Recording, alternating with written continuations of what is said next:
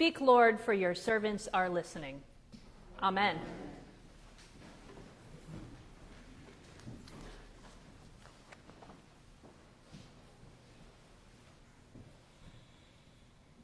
Today's gospel has a nice way of putting the brakes on my ego. Whenever I start to get too proud of myself for my work and my efforts and my ministry, I can remember what Jesus says here, which is basically, well, that's just your job. And I don't mean the job for which I get a paycheck. It is our job as Christians to be faithful servants. And I find myself this morning in a church full of good and faithful servants. A church who knows what it's like to stick it out. A church who has kept turning up for Sunday morning service, for weeknight meetings, for Saturday morning projects, month after month and year after year, because you are answering the call to faithful service. I find myself blessed to serve a church who can teach me a thing or two about dedication and patience and sheer good-hearted love. A church who has kept on going through thick and thin, through clergy leadership who has uplifted and enriched you, and through clergy leadership who has brought struggle and anger and pain. Jesus says in our gospel today that we are not to expect any thanks for that good and faithful service, but I am here today to say thank you. I say thank you to all of you for your commitment to the ministry in this place, and thank you for allowing me to join it. Thank you for taking a chance on me, someone from the diocese, when the relationship with the diocese has been a little strained. Thank you for risking. Thank you for risking again your heart and your spiritual growth and the ministry you have tended and nurtured in this church and in this community by letting me walk alongside you. Thank you. I am profoundly honored to join with you, even in this short season we are together, as a fellow servant of God's grace. But even as Jesus tells us in our gospel not to expect any thanks for our work, I wonder about that when I take a look at the very next part of Luke, the part that we will in fact read next week. So let's put them both side by side and see what we can discern about where Jesus is in this moment. First we read, "Who among you would say to your slave who has just come from plowing or tending the sheep, 'Come here at once, take your place at the table'? So you also, when you have done all that you were ordered to say, 'We are worthless slaves, we have done only what we ought to have done.'" The very next verses in the text that we will read next week say this: "On the way to Jerusalem, Jesus was going through the region between Samaria and Galilee. As he entered a village, 10 lepers approached him. Keeping their distance, they called out, saying, 'Jesus, Master, have mercy on us.' When he saw them, he said, 'Go and show yourselves to the priests.' And as they went, they were made clean. Then one of them, when he saw that he was healed, turned back, praising God with a loud voice. He prostrated himself at Jesus' feet and thanked him. And he was a Samaritan. Then Jesus asked, 'Were not 10 made clean, but the other 9, where are they? Was none of them found to return and give praise to God, except this foreigner?' Then he said to him, 'Get up and go on your way. Your faith has made you well.'" Now think about that for a moment. First, Jesus says, rather vehemently, I may add, don't expect any thanks for what you do in ministry. Then, not 5 minutes later, he complains, rightly of course, about not getting thanked for his ministry. You know what I wonder might be happening here? I wonder if Jesus is having a really bad day. I wonder if he's feeling profoundly unappreciated. We all have moments like that in ministry. We do some service for the church. There's often this complicated swirl of feelings around it. There can sometimes be a sense of obligation, maybe some foot dragging, mixed with the true joy and contentment of serving.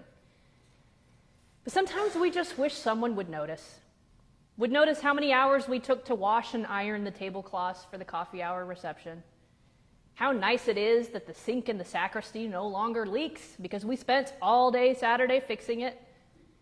How week after week the bulletin has no typos because we proofread it so painstakingly. It's a very human thing to do. To feel a little bit cranky and let down that we are not appreciated for the work that we truly do offer freely.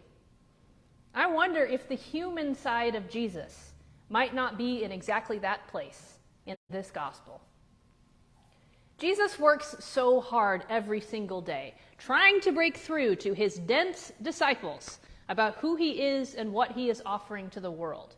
He pours himself out without counting the cost, healing those in need and pain and poverty, opening the door to let the light of God's love burst forth onto hurting people. Is it too much to ask for someone to say thank you once in a while? This is rank, unsupported speculation. But I wonder if when Jesus says that a good and faithful servant should not expect any thanks, he's preaching to himself a little bit. I wonder if in his humanity, he might be feeling hurt and lonely and unappreciated. Maybe he's reminding himself, you signed up for this. You have a job to do and no one's going to thank you for it, so just get on with it. Maybe it's just a bad day for Jesus. He's really hurting, and the very next healing he does, he cannot hold his emotions inside anymore, and he bursts out with this bitter observation that only one of the 10 he healed came back to thank him.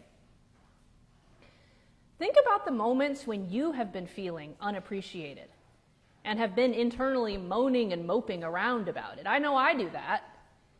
When people don't notice how hard you try, how hard you work, it hurts. But then think of the moments when someone does notice and say thank you. It feels so good. When a friend comes up to you and says, hey, thank you so much for cleaning out the fridge and the church kitchen. I know it was a big job. Hey, thank you for weeding the church grounds. I know it was really hot outside. Thank you for serving on that committee or painting the narthex or tending the worship live stream. All of a sudden, it all seems worth it. We're instantly reminded of why we did all that work. We didn't do it for the thank you. We did it because we knew it was both our calling and our joy to serve in God's church. But somehow, the thank you brings us back to that good and healthy place of freely offered service, where we began, that we somehow might lost track of in our own need, our human need, to be appreciated and noticed. The friend who says thank you to us has such immense power to uplift and strengthen and renew us in ministry, to remind us of why we really do find serving God and the church rewarding. That's what friends do. They notice what we offer and they thank us for it, and we do the same for them. That's what church community is all about. That's what we pledge to each other this morning as fellow disciples, to celebrate each other's work of ministry and renew one another for greater efforts. So I invite you, before you leave church today, to thank a fellow lay leader for something you've seen them do. Maybe that something is finding the courage to show up at this church for the first time if you are new here. Maybe that thank you is for serving on the altar or on the vestry or any other good work you know that they've done for year after year after year. Find someone today and say thank you. But who does that for Jesus? Who noticed when Jesus was having a bad day and felt like no one appreciated or understood what he was trying to do? No one when he was on earth. The disciples, bless their hearts, were completely clueless, as per usual. They were asking for Jesus to increase their faith, which for them is a big step forward over asking Jesus to send down fire on naysayers or let them sit at his right hand in the kingdom of heaven. But they never noticed that their friend was hurting and needed some love. But we can notice. The old hymn says, what a friend we have in Jesus. And that's true. He's always there for us. But there is no hymn that says, what a friend we are to Jesus. How often do we ask ourselves in this relationship we each have with Jesus, are we being a good friend to him? Relationships are a two-way street. Jesus, of course, doesn't need our gratitude. He is full of everlasting glory, is the King of heaven. He doesn't need to be cheered up by us frail humans. But it's like when a spouse gives flowers to his or her partner. Did your husband or wife or partner really need flowers? No. But it is so worth it to have made the gift. And it improves and strengthens the relationship. So it is when we think about what it means to be a good friend to Jesus, to really stop and thank him for what he does for us. Not in a rote, repetitive, absent-minded way, but with attention, with focus, with sincerity. The Jesus who now reigns in heaven doesn't need a friend who notices he's in pain and thanks him for his love. But the Jesus who was still on earth, still in his humanity, the Jesus we see in our scriptures every week, maybe he did need that for a brief, hurting moment. And we love and are in relationship with Jesus in all of his manifestations. And so we thank him. And we strive to be a good and faithful friend to him as he has always, always been to us. That friendship with Jesus that is the centerpiece of our daily Christian walk is the wellspring that will continue to animate and call forth this blossoming network of friendship that is Christ Episcopal Church. We are called to be a fellowship of friends, a group of servants who love each other and love Jesus and welcome others to join the circle. So let's go forth always asking the question, how can I be a friend to Jesus today? Because the answer to that question will always be by being a friend to the person right here in front of me. Amen.